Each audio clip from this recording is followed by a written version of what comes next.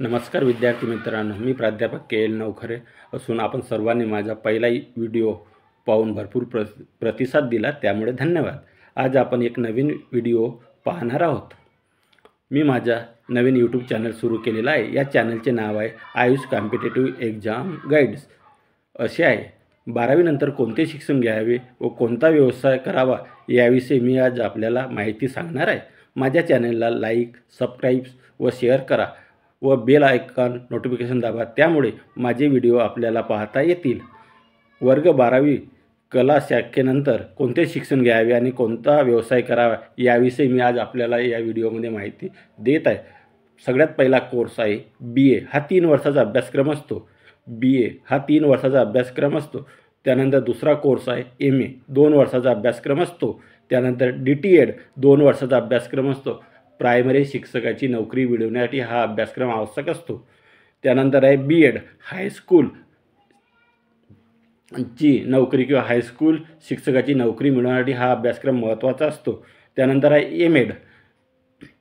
BEd किंवा DEDच्या विद्यार्थ्यांना शिक्षण घेण्यासाठी हा अभ्यासक्रम महत्त्वाचा असतो. हा 2 वर्षाचा अभ्यासक्रम असतो. त्यानंतर आहे BSW.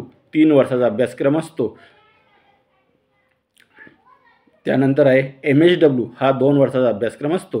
त्यानंतर आहे LLB. 3 वर्षाचा अभ्यासक्रम असतो. वकिली करण्याकरिता किंवा कोर्टामध्ये न्यायाधीश होण्याकरिता हा अभ्यासक्रम आवश्यक असतो. त्यानंतर आहे LLM. हा 2 वर्षाचा अभ्यासक्रम असतो.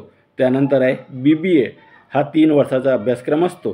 त्यानंतर आहे MBA. हा 2 वर्षाचा अभ्यासक्रम असतो. त्यानंतर आहे फॅशन डिझायनिंग डिप्लोमा. हा 3 वर्षाचा अभ्यासक्रम असतो. त्यानंतर आहे इंटेरियर डिझायनिंग डिप्लोमा. हा 2 वर्षाचा अभ्यासक्रम असतो. त्यानंतर आहे diploma in travels and tourism. हा 2 वर्षाचा अभ्यासक्रम असतो. विद्यार्थी मित्रांनो, कला शाखे जे विद्यार्थी शिक्षण घेतात त्यांसाठी हे वरील सर्व अभ्यासक्रम महत्त्वाचे असतात. त्यानंतर आहे हॉटेल मॅनेजमेंट डिप्लोमा. हा 3 वर्षाचा अभ्यासक्रम असतो. त्यानंतर आहे बॅचलर ऑफ जर्नलिझम. हा 1 वर्षाचा अभ्यासक्रम असतो.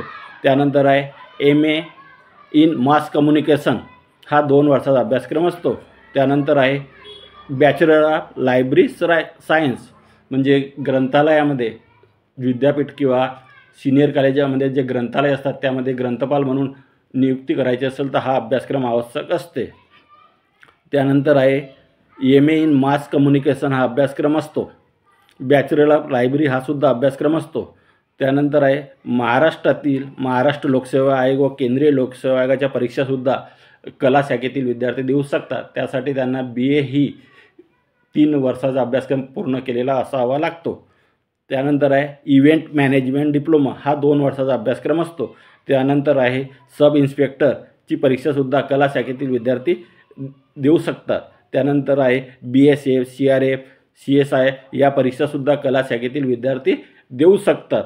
त्यानंतर आहे इव्हेंट मॅनेजमेंट डिप्लोमा. हा 2 वर्षाचा अभ्यासक्रमसुद्धा कला शाखेतील विद्यार्थी अभ्यास करू शकतात किंवा अभ्यासक्रम पार पाडू शकतात आणि यामुळे कला शाखेतील विद्यार्थ्यांना जास्तीत जास्त आपल्या आवडीनुसार, छंदानुसार हे अभ्यासक्रम निवडता येतील व त्यानंतर आपला व्यवसायसुद्धा करता येईल. कला शाखेतील विद्यार्थीसुद्धा इतर क्षेत्राप्रमाणे वेगवेगळ्या क्षेत्रात आपले नाव कमवू शकतात, परंतु त्यांना अभ्यासक्रम आणि इतर गोष्टीची माहिती नसल्यामुळे ते खूप मागे पडले आहेत. म्हणून कला शाखेतील विद्यार्थ्यांनी हे सर्व अभ्यासक्रम योग्य वेबसाईटवर जाऊन चौकशी करावी आणि विद्यापीठाअंतर्गत हे सर्व अभ्यासक्रम चालविले जातात आणि या अभ्यासक्रमात प्रवेश घेतल्यास किंवा अभ्यासक्रम पूर्ण केल्यास शासकीय व खाजगी ठिकाणी चांगल्या उच्च दर्जाची नोकरी मिळू शकते. धन्यवाद.